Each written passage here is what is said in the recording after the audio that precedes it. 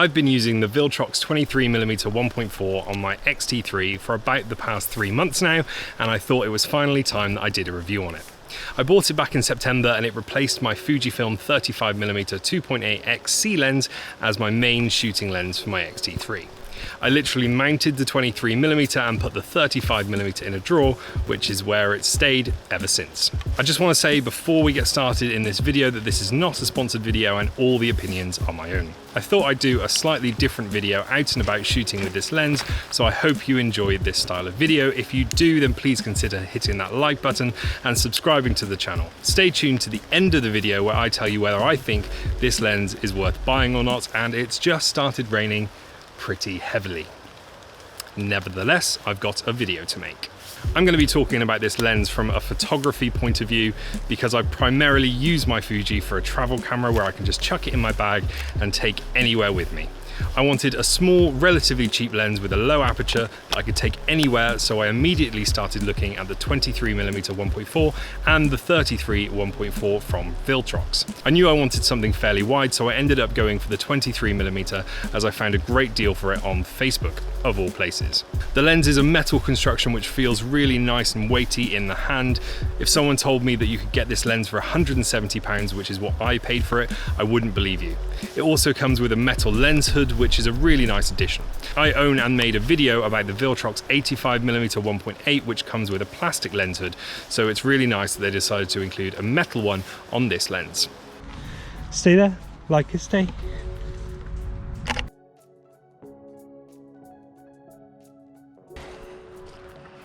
If you guys are interested in the presets that I used during this video, I'm really excited to announce that I've just launched my very own preset pack for Lightroom.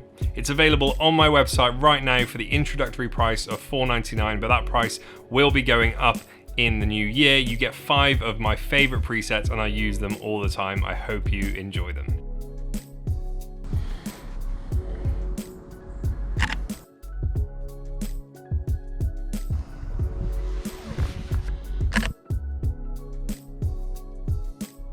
Let's talk about autofocus and sharpness.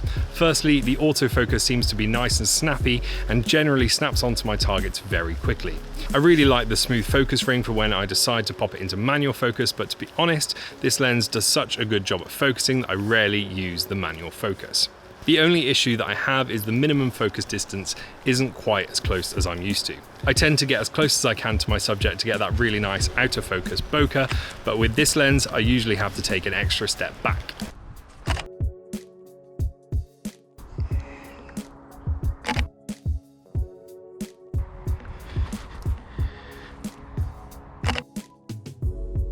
Right, sharpness.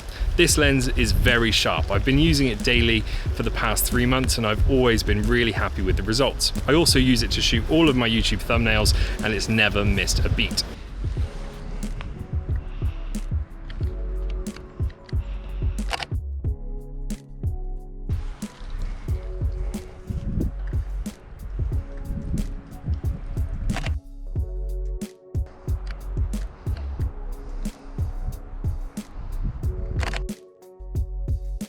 Let's talk about the elephant in the room, the Fuji 23mm 1.4.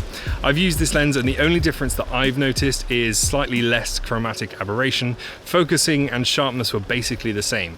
So I would say it's really not worth spending more than double on what is essentially the same quality lens in my opinion.